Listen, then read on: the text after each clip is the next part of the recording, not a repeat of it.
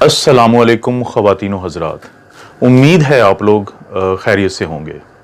अभी गुज़िश्ता 2 से 3 दिनों में काफ़ी मायूस कुन ख़बरें पूरे पाकिस्तान और ख़ास तौर पे लाहौर से आ रही हैं। इनमें किसी हद तक सच्चाई है और किसी हद तक ये बढ़ाकर बयान की जा रही हैं। लेकिन आपको ये जितनी भी मायूसी की खबरें मिलती हैं, आपने इनसे घबराना नहीं है। मैं आपको पाकिस्तान की रीसेंट पास्ट हिस्ट्री से 2 ऐसी मिसालें देता हूं जो आपको ये साबित करेंगी कि जब भी पाकिस्तान में कोई ऐसा प्रॉब्लम बनता है जिससे सारी कौम मुसीबत में जाते हुए नज़र आती है, तो ये इंतहाई कामयाबी से वहाँ से निकलते हैं। 8 अक्टूबर 2005 में पाकिस्तान में एक ज़लज़ला आता है और उसमें 90,000 के करीब डेथ्स होती हैं, बहुत ज़्यादा तबाही होती है, लेकिन ये कौम बहुत कामयाबी से उस पूरे मसले से निकलती है। उसके सिर्फ 2 साल के बाद 2007 में पाकिस्तान को खुदकुश हमलों का एक ऐसा सामना होता है जो शायद ही किसी कौम ने सामना किया हो। ये कौम 80,000 जानों का नजराना देके उस सारे मसले से भी इंतहाई कामयाबी से निकलती है। अगर अभी भी किसी किस्म की पाकिस्तान के ऊपर मुसीबत आई है या आ सकती है, तो आप लोगों को घबराने की बिल्कुल भी ज़रूरत नहीं है, क्योंकि बाकी सारे मसलों की तरह आप इंशाल्लाह इन मसलों से भी निकलेंगे। कायद-ए-आज़म रहमतुल्लाह अलैह ने फरमाया था कि कौमें मुश्किल वक़्त में घबराया नहीं करती, और इस वक्त बहुत ज़्यादा ऐसी खबरें भी सामने आ रही हैं जो अच्छी खबरें हैं, जो कामयाबी की खबरें हैं, और आपने कोशिश करनी है कि इस मुश्किल टाइम में अपनी नज़रें उन खबरों पे ज़्यादा रखें जो कि बहुत ज़्यादा कामयाब खबरें समझी जा रही हैं। अभी कल मैंने आपसे एक बात शेयर की थी कि हमारे एक पेशेंट जो कि वेंटिलेटर पे और इंतहाई सीरियस हालत में थे, तो जो पाकिस्तान में आजकल इंजेक्शन एक्टेमरा यूज़ हो रहा है, उसके इस्तेमाल के बाद अल्हम्दुलिल्लाह वो बेहतर हो गए और मशीन से उतर गए। अभी कल फिर यही हुआ है कि एक और हमारे मरीज़ जिनको ये दवाई दी गई थी, वो भी इंतहाई कामयाबी के साथ और बेहतर होने के बाद वेंटिलेटर या मसनूई सांस की मशीन से वापस आए हैं। अब इस दवाई का फ़िलहाल मैं इसलिए ज़्यादा जिक्र करता हूँ कि पाकिस्तान में इस वक्त 2 मेडिसिन्स ऐसी हैं जो हम इन मरीज़ों के लिए इस्तेमाल करते हैं। एक तो प्लाज्मा थेरेपी की मैंने बात की थी, जो कि इन मरीज़ों के इब्तदाई दिनों में और इंतहाई मुश्किल या वो दिन जब बीमारी पूरे ज़ोर पर होती है, तो उन दिनों में हम इस्तेमाल करते हैं। और दूसरा ये टोसिलिजुमैब या एक्टेमरा का इंजेक्शन है जो हम उस वक्त लगाते हैं जब मरीज़ की बीमारी पूरे ज़ोर पर होती है। इसी बात की गवाही के तौर पे जब कल मैं ये वीडियो लगा चुका था, तो हमारी एक सब्सक्राइबर हैं, हमारी एक बहन है, तो उनसे पहले भी बात होती थी क्योंकि उनके हस्बैंड इंतहाई सीरियस हालत में एक हॉस्पिटल में दाखिल थे। तो कल जब उनसे फ़ोन पे बात हुई तो उन्होंने मेरी बात अपने हस्बैंड से करवाई, जो कि अल्हम्दुलिल्लाह ठीक होकर अपने घर वापस आ चुके हैं, और उनका भी यही कहना था कि उनको ये इंजेक्शन लगे हैं, जिसके बाद वो अल्हम्दुलिल्लाह बहुत ज़्यादा बेहतर हैं। और वो बहुत ज़्यादा चाहते थे कि मैं आपको उनका ये पैगाम दूं कि आप लोगों ने बिल्कुल भी परेशान नहीं होना। जब किसी के ऊपर भी ये मुसीबत आ रही है तो अल्लाह ने इसका कोई ना कोई हल रखा हुआ है। और मैंने उनसे रिक्वेस्ट की थी कि अगर उनके लिए मुमकिन हो तो वो मैसेजेस जो नीचे कमेंट्स आते हैं, तो उसमें एक छोटा सा ऐसा कमेंट कर दें जिससे लोगों को ये हौसला मिले, और मैं वो उनका कमेंट पिन कर दूंगा ताकि आप लोग वो देख सकें। तो इसलिए इस वक्त बहुत ज़्यादा अच्छी खबरें भी हैं, जैसे कि मिसाल के तौर पे अगर आज पाकिस्तानी मीडिया को आप उठाकर देखें, ख़ास तौर पे प्रिंट मीडिया की अभी मैं बात कर रहा हूँ, तो आपको ये खबर नज़र नहीं आएगी कि बांग्लादेश पाकिस्तान को वो दवाई भेज रहा है या उसने भेज दी है जिसको हम रेमडेसिविर के नाम से कहते हैं।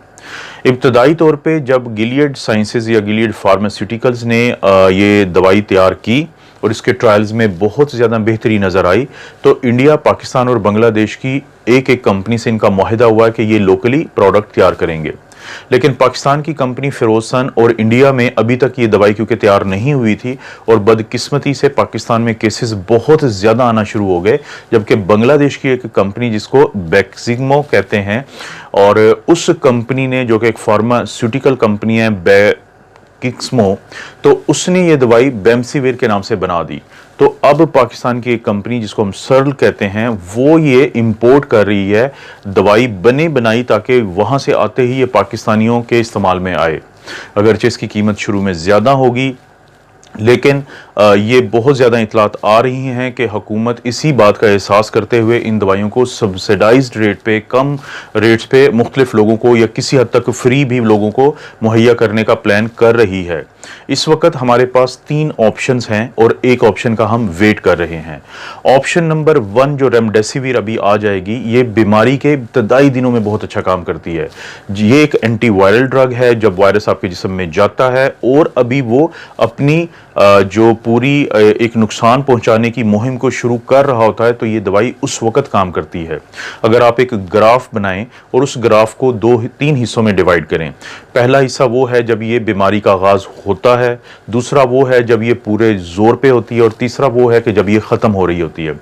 तो अभी तक जो हमारे पास दवाई थी, जैसे टोसिलिजुमैब या एक्टेमरा के नाम से जो इंजेक्शंस हैं, वो बीमारी के इस ग्राफ के इस पोर्शन यानी जहां पे बीमारी पूरे जोर पे होती है वहां के इस्तेमाल के लिए थी। और प्लाज्मा थेरेपी को हम ना सिर्फ ये कि इस बहुत जोर वाले हिस्से पे इस्तेमाल कर सकते थे, बल्कि जब ये बीमारी का आगाज हुआ होता है तब भी इस्तेमाल किया जा सकता था।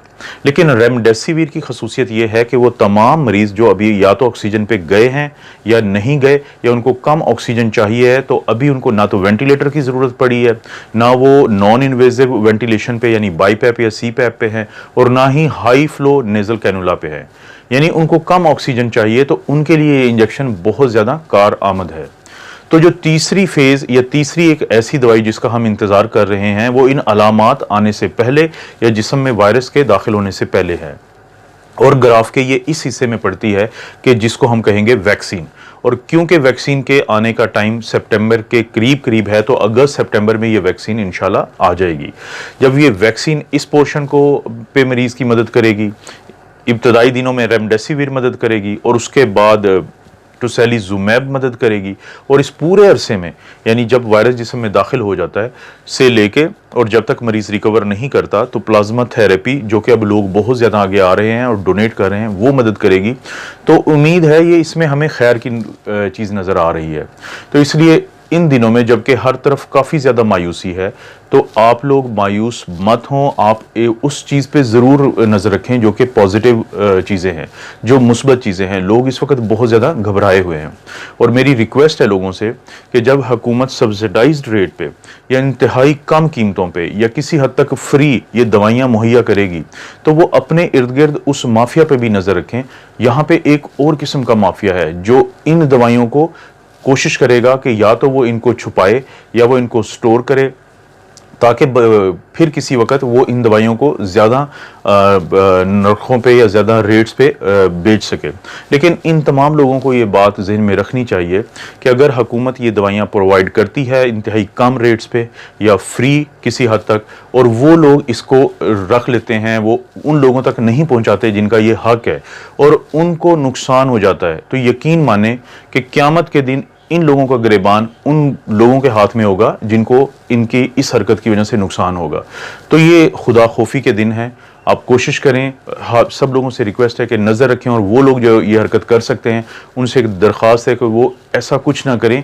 ये इंतहाई मुश्किल के दिन है, सारी कौम इंतहाई तकलीफ से गुजर रही है, तो आप अगर किसी की मदद करेंगे तो आपको बहुत ज़्यादा दुआएं मिलेंगी। तो इस पूरी वीडियो में बताने का मकसद ये है कि इंतहाई मुस्बत हालात हो जाएंगे, बहुत जल्द हो जाएंगे, और इंशाल्लाह पूरी कौम इस सारी मुसीबत से निकल आएगी। आप अपना और अपनी फैमिली का ख्याल रखें। अल्लाह ताला आपको और आपकी फैमिली को हर किस्म की बुराई, बीमारी और आजमाइश से महफूज रखे।